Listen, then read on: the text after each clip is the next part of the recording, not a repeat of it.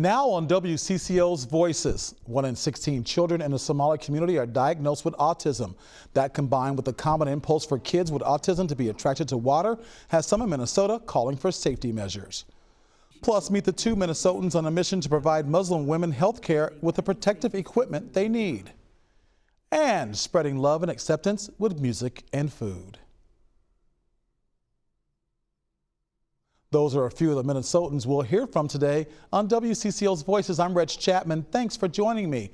We start with menacing messages sent to thousands of Black Americans across the country. Here in Minnesota, even middle school children got the troubling text. Frankie McLister spoke to one mother whose inbox was hit by hate. I read the message and my first reaction was, oh my God. Tawanda Burks, a Rochester business owner and mother of 5, could not believe what she was seeing. Thousands of African Americans in at least 20 other states have received racist messages like this one in the past couple of days. And with many of them saying the person was, quote, selected to pick cotton, end quote, and or become a, quote, slave. I'm glad that my 6-year-old couldn't fully read and comprehend what that message was. The anonymous messages have also spread to schools across the country, including students in St. Paul and Hopkins Middle School. In a letter to families, the superintendent of Hopkins Public Schools saying in part, messages like this have no place in Hopkins schools. And St. Paul Public Schools said that it was deeply saddened and disgusted. We have no space in society for additional racism. We don't. There's no space for it, really. The messages were sent through a company called Text Now, where users can set up a phone number and send free messages without showing the sender's phone number. And cybersecurity experts believe that the messages could be the work of a foreign nation state. It does seem like this is a massive operation. Our culture right now, our society, the best way to do that is to have us fight amongst ourselves. And whatever the reason, the impact is real. We're not outside picking cotton, but we're working jobs where we're underpaid. But what matters most to Burks, the world her kids will inherit. Whatever path she wants to walk, but if it's the path that I have, in case her skin is not as thick as mine, that the path, whatever path she's on, that she's okay. That's Frankie McLister reporting. Burke's suggestion, if you receive a text, is to stand tall. Minnesota's Attorney General advises you should file a complaint. The Minneapolis NAACP is calling for accountability from police after a man was shot, allegedly by his neighbor. This after the victim complained for months about harassment from that neighbor. The police did not act on the 20 reports the man filed. The Minneapolis NAACP says dereliction of duty led to a shooting in the city of Minneapolis. They agree with many in the community who are saying Minneapolis police had a lack of urgency in answering escalating calls for help from Davis Maturi. We're standing here today to let the community know we heard you, we hear you, what you saw was real, your questions are legitimate. This video shows Maturi pruning a tree near the property line with neighbor John Salchak before a pop is heard and Maturi collapsed. Some groups say police did not act to prevent the shooting and are calling for the police chief to be fired. We're not coming here today looking for anybody's job, but what we are looking for is accountability, and we mean to get that. Salchak was arrested 5 days after the shooting and is charged with attempted murder. The NAACP wants a sincere apology from Minneapolis Police Chief Brian O'Hara and Mayor Jacob Fry. Minneapolis public information officers say O'Hara already did that during a press conference this week. In this particular instance, we failed this victim 100% because that should not have happened to him. The Minneapolis police somehow did not act urgently enough to prevent that individual from being shot. And to that victim, I say I am sorry. Minneapolis NAACP President Cynthia Wilson says she is looking for solutions and working with the Unity Community Mediation Team to continue working on reforms within the Minneapolis Police Department. Because we are optimistic. We've been working with the police. We've been working with our civic leaders, and we will continue to do that because we are looking for opportunities to make a change and to reform the culture of the police scene here in the city of Minneapolis. The NAACP says it will continue to work with police to better serve the community. As President-elect Trump prepares to move back to the White House, he says he will implement a mass deportation on day one in office. That follows promises made on the campaign trail. Esme Murphy talked to some immigrants in Minnesota about their reaction. I will launch the largest deportation program in American history. Despite rhetoric like that and scenes like this, a CBS exit poll shows Trump won the male Latino vote by 10 points. Immigration attorney Esteban Rivera says inflation was a factor. And people were not able to pay for rent, they were not able to pay for groceries, and they were worried. And they thought that Trump will make the economy better. Rivera says Latinos who are here legally but are not citizens have inundated his office with concerns since the Trump victory. Am I going to be detained by immigration? What is going to happen with my case? Are there going to be delays? We are a mixed status family. Emilia Gonzalez-Avalos told us before the election that she worries her citizenship application could take longer, and she fears Trump will make good on his pledge to end birthright citizenship. I am concerned about birthright citizenship for some of our children. Rivera says birthright citizenship can't be taken away. It's protected by the Constitution. But all immigration matters could take a lot longer. So things that, for example, used to take 6 months prior to the Trump administration, then took 12 months, 18 months. The state has consistently put the number of undocumented residents living here in Minnesota at about 90 million. As for those who are of Latino heritage, that number is much bigger, about 350,000.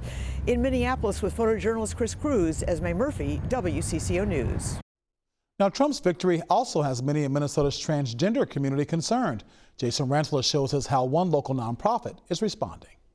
I think it was just this instantaneous sense of fear. Twin Cities Pride Executive Director Andy Otto says it's the fear of uncertainty as Donald Trump is set to be sworn in as the 47th president of the United States. President Trump is for you. Kamala's for they, them. The Trump campaign has spent more than $19 million on 2 anti-transgender advertisements that have aired nearly 55,000 times in the first 2 weeks of October alone. That's according to data from Ad Impact. I think for me, the biggest trouble comes from the misinformation that's in them. The misinformation just means that we have to continue to battle that. Following news that Trump won the election, Twin Cities Pride has been working to raise awareness of local LGBTQ+ organizations. You know, we've had a lot of phone calls already this morning. We pushed out some mental health crisis lines on our social medias.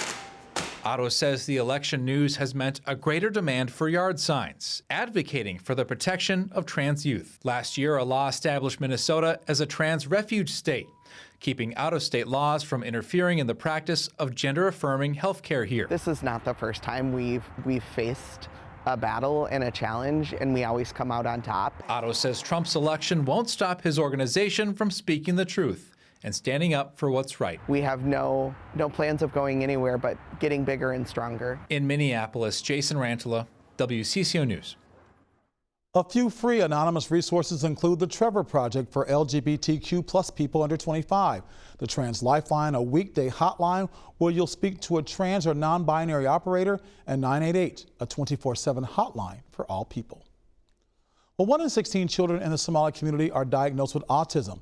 That, combined with the common impulse for kids with autism to be attracted to water, has some in Minnesota calling for safety measures. Plus, meet the 2 Minnesotans on a mission to provide Muslim women health care with the protective equipment they need. Next on Voices.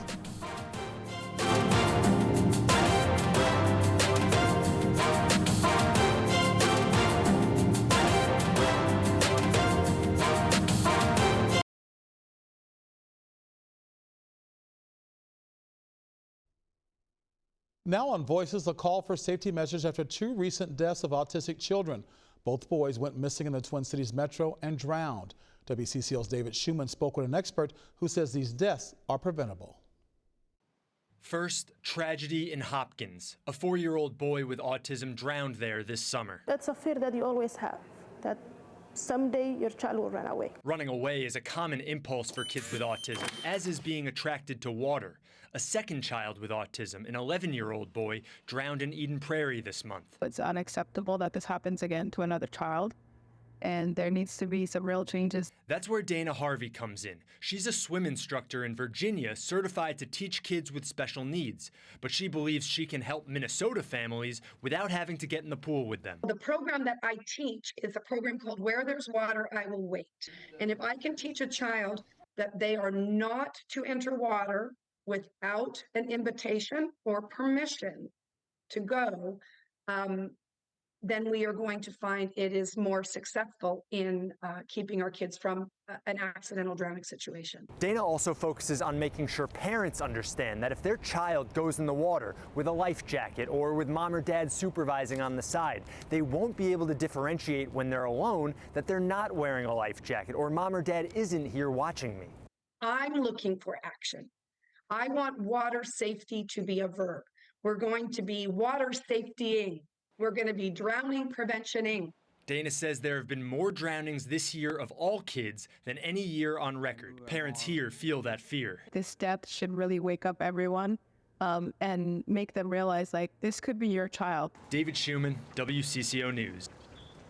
Parents and advocates are pushing for a Minnesota State task force to explore why autism affects the Somali community at a much higher rate. Turning now to the mission of two Minnesotans creating a solution for Muslim women in healthcare. WCCO's Kirsten Mitchell introduces us to the women creating disposable hygienic hijabs. Fraoli Adam and Yasmin Samatar met at St. Kate's University as first-generation students. She didn't know yet, but I'm like, she's gonna be my best friend. The respiratory therapist then worked at hospitals across the country, but as healthcare workers wearing hijabs, they faced challenges. So I remember going in, and the OR room is a sterile environment. You have to keep very sterile. So having your hijab like this long all over the place is not something that's very ideal because you're bringing infection to the room. And they had nothing to cover their hijab. They had a beard cover. And we looked at each other like, beard cover, like they even have beard cover, why not hijab cover? You know, we're just like, this is okay. Something has to be out there. So they set out to be the solution. We introduce you to Mawagda's Hygienic Hijab, a patent-pending biosafe disposable hijab that is FDA compliant. Like the diversity and inclusion is really important. You know, making sure we're already stressful, we work in a stressful environment, you know, helping other people. Why not get the support? You know, it's also about infection prevention. Since launching Mawada in 2022, they've received requests from workers and hospitals across the country and beyond. Having the hijab there kind of tells people, like, as a Muslim woman, you're supported in this hospital and your voice and your presence is valued, and that kind of empowers you. Next year, they're launching a modest scrub line with skirts, dresses, and more, empowering Muslim women to feel more confident and comfortable on the job. The hygienic hijab will provide safety and comfort for all. Created for us by us. Muslim women are as amazing as any other woman, and I just want them to go out there and do their job, save lives. In Minneapolis, Kirsten Mitchell, WCCO News. A lot of police activity at the Mall of America, but no emergency. Instead, it was a celebration for a young Minneapolis girl who just finished her treatment for leukemia. Jonah Kaplan has a heartwarming story of a wish granted. Forget the red carpet. Zanari Collins arrived in superhero style with an escort from the Blue. On Monday, Make-A-Wish Minnesota and Mall of America granted Zanari's wish to save the day at MOA. That smile, it literally brightens my day. She literally tells me sometimes, Mom, it's okay. Mom, just keep going. So that tells me that she's just so brave. Zanari's mom, Cece, sharing more about her daughter's bravery. The 6-year-old was diagnosed with leukemia at age 3.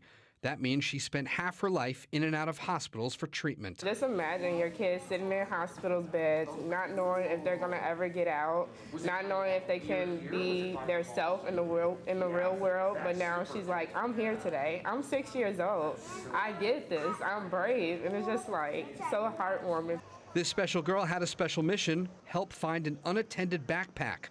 She also got to meet some special friends and share some special treats. Zanari's wish is among the more than 6,000 wishes granted by Make-A-Wish Minnesota. And what a bonus to do this so close to home. My guess is for Zanari, this is a day she'll never forget. She'll have the chance to come back here. Why travel far away from where the heart is? Exactly. You don't. It's right there for you. Granting this wish, it's not the first one at Mall of America, and it won't be the last. The mall, of course, opened in 1992. And it's been more than 30 years since Mall of America and Make-A-Wish Foundation have teamed up. They're on quite a winning streak. In Bloomington, Jonah Kaplan, WCCO News. As Jonah mentions, Zanari is in remission, but her mom says she still has to go for checkups every 2 months. Still ahead on Voices, spread love and acceptance with music and food. That and more next.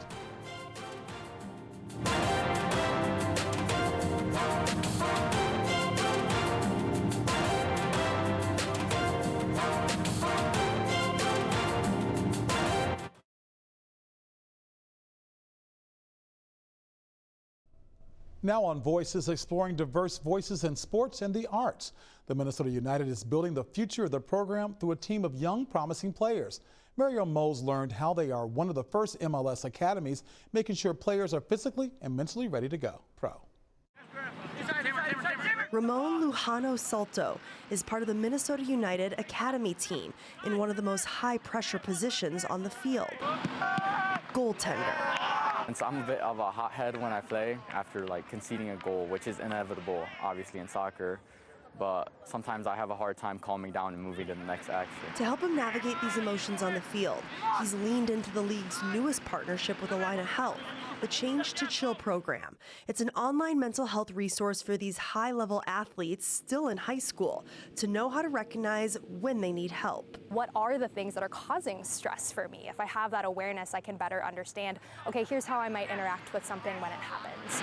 This is, I would say, life-changing for me and any kids younger than me. Learning these skills now could change the landscape of future professional teams. This is kind of unprecedented territory. I don't know any other clubs around the country that do have programs like this. Loons defender Zarek Valentin is preparing to retire, but says strong mental skills are just as key as the physical ones. As a young player, I didn't have access to this because there's such a stigma around mental health, but to now be able to have these conversations and to recognize that it's okay to not necessarily be okay at times is something really important. In Blaine at the National Sports Center, Mariel Mose, WCCO Sports. Mariel also introduces us to a former 3-time Grand Slam tennis pro in Minnetonka on a mission to make the sport more accessible. My dad tells me a story that the first time he took me on the court, all he remembers is that I laughed the whole time. So I must have truly enjoyed it. Forehand first. Flash forward 38 years later, and Felicia Rascator is still bringing that joy to the courts as the tennis manager at Williston Fitness Center in Minnetonka. I'm living the dream. I should say that more often. Part of that dream is growing the game. Felicia created the first wheelchair tennis club in the Twin Cities this past summer. If I see a niche or a vacancy that something could be added, let's see if we can do it. I am never happier than when I'm out on the tennis court. It's giving Kate Aquila an opportunity to relearn something she loves. I have been playing tennis since I was a little kid, but I came to wheelchair tennis after my spinal cord injury, and so kind of revisiting the game in a different way. There you go, Susan. All aspects of it have been transformative for me in my life at this time. And it's giving Susan Banal a chance to rediscover. It's taught me that I still have that competitive nature, athleticism. I still have that in me in spite of an injury. Creating this club got Felicia recognized. She received the Champions of Equality honor at this year's U.S. Open back in August in New York, where she got to spend time with tennis legend Billie Jean King. It's inspiring to go to those things and be recognized. It just gives you a little juice to come back and do even a better job. In Minnetonka. It's just fantastic to have someone like her leading the way. Mariel Mose, WCCO Sports. Connecting through culture, music, and food. That's the goal of a group of diverse Minnesotans, bridging gaps between people of different backgrounds. Photojournalist Muhammad Ali and I visited as a group prepared to share a celebration of cultures. This land is your land, this land is my land. They come from different backgrounds, but all have one common goal. When we see each other as one, we'll treat each other differently.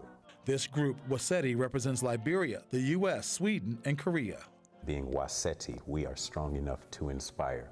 We use our energy to inspire others and to encourage ourselves. Their mission, to use music, culture, and food to spread love and acceptance. One way to do that is to highlight the differences that we have and the similarities that we have in various cultures and various nationalities. Sam Reeves created Waseti and the Rice series. The Rice series is a real interactive cultural exchange, and we need greater unity in the world community. The basic foundation of that unity is music. The way that we plan to use music is as a connecting tissue. So to bring people together, and in doing so, we believe that when people leave, they'll be more inspired to learn more about each other. This latest edition of the Rice series features songs from Korea. This song is 600 years old.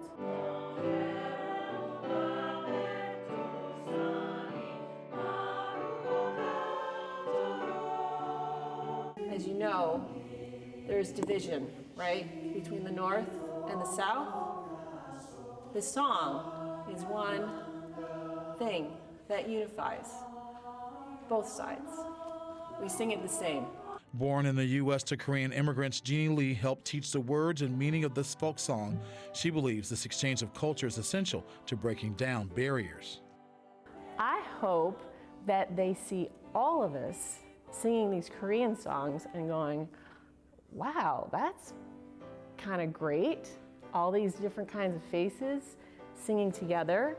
And I also hope that when they hear some of the gospel songs, some of the more African American kinds of songs, and then they see our faces again, and they're like, wow, I guess it just doesn't even matter, because they're all together. All together in the movement to stop tolerating each other's differences and accepting and embracing them. My hope, again, is that we open some eyes to the truth that we are one. We are all one, regardless of our differences of opinions.